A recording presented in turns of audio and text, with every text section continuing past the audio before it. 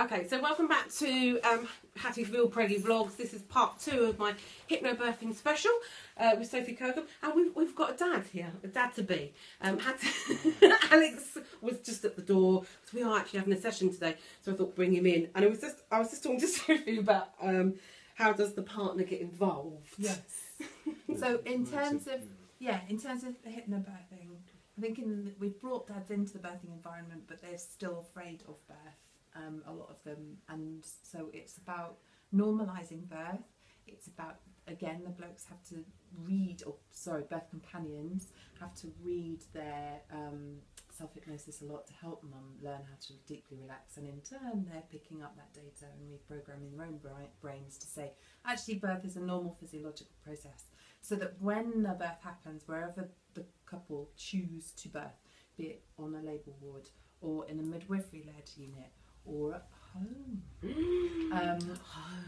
then that means that dad's got some tools that he can use. He can go, I know I've got this, this, this and this that will relax her deeply. So if mum does have a wobble, or dad has a wobble, then he can sort himself out. Yeah. And he can help mum just to get back on track. Because there's Panic Street, you don't want to go down there.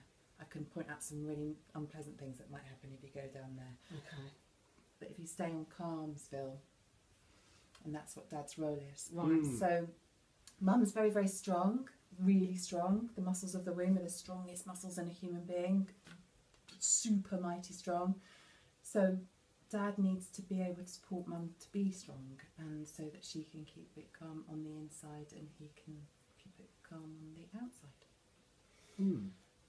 Yeah, I think it's really, that's all really brilliant, because essentially what I imagined would happen was that I would be really irritating to have around, really, because I can't think of anything useful I can say, because I'm not doing it. I feel like anything I do would, even with the best intentions, is a bit annoying, because I can't essentially sort of, but actually having all of this stuff to do, which all makes perfect sense, and reading through it and being able to help you like that is really...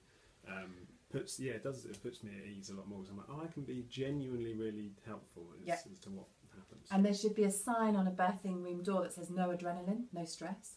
So if the father is stressed, the mother will pick up on that, and that can slow her labour down. Right. Yeah. So there's responsibility and an onus on the birth companion to be calm, to learn how to be relaxed, so that they can have a more enjoyable birthing, positive experience. Yeah. Yeah. Well, as you know, I'm really adrenaline filled. And I said this earlier. I said I think we'll be all right. If anything, sometimes he's too calm, and I'm like, you don't look worried enough. So this will be a good thing. But yeah, it was just you're fortunate enough to not have lots of experiences with being in hospitals and emergency situations. Unfortunately, I have, and so I think that's another thing, is like being in that environment, whether it be at home with midwives or in a birthing suite. It's just an alien environment, and so I think, again, saying about TV programmes and watching how births are on TV programmes, it's always on TV programmes the dad is just like on his computer or on phone or something, and then the wife's getting annoyed. Yeah. And so it's kind of, which is going to affect the labour. Yeah. When you've got a calm mum, you have a relaxed room, you have a relaxed baby. That is a perfect way to end. We are just going to wrap up. I'm just thinking, is there any other questions? So just quickly, so I said to you, a lot of the time people have said to me, skeptics might say, how does it, they go, oh, it just took the pain away. Hypnobirthing just took the pain away. Yeah. But I feel like some skeptics might say, like my brain goes, is it just not just coincidence that those people are just like got a high pain threshold or something like that? Well, okay, so it depends. So some labours are really gradual, some of them are fast, and it's probably not very hypnobirthy to go fast like that. But it's being prepared. A lot of my students, they have to do perineal massage and stretching. I'll put up a link about that. Prepare themselves, and it's about being in positions that make it more comfortable. But more than anything, if you are frightened, then the blood supply to your womb and your baby will flow elsewhere, and your womb won't work as well, and it's like having a massive stitch So, like the stitch you get after running times 100 Right. because the wound's such a big amount of muscle because the blood's not flowing in.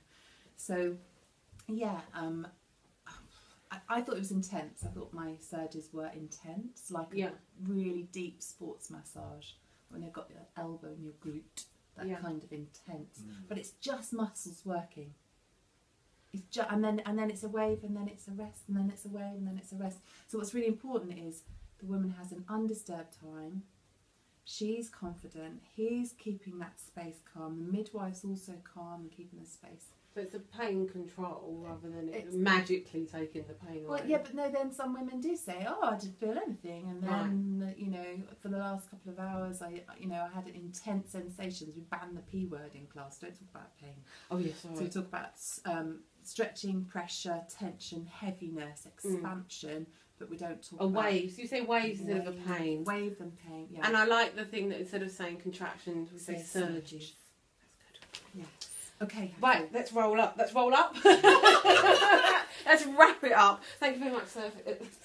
Oh God, thank you very much, Sophie. My feet are swollen. I'm having a bad day today, but thank you, everyone.